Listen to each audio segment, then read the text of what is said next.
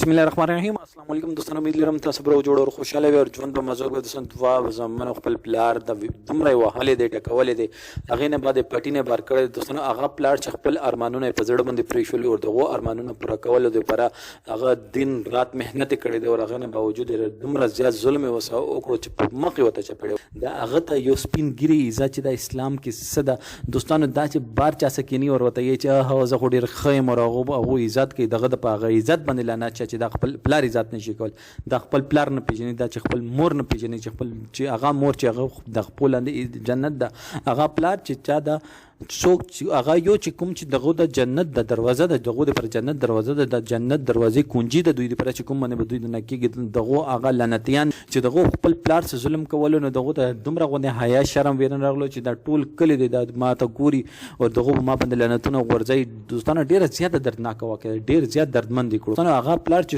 کوم ځان باندې کومې سختۍ به تېرې کړې وي دوستانو. دغسې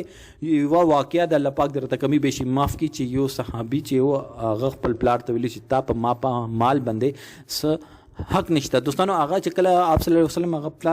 پلار چې کله دربار ته راوغوښتلو چې آپ صلی الله علیه وسلم په خدمت کې پیښ شولو، هغه چې لارې کې چې کوم شعرونه ویلو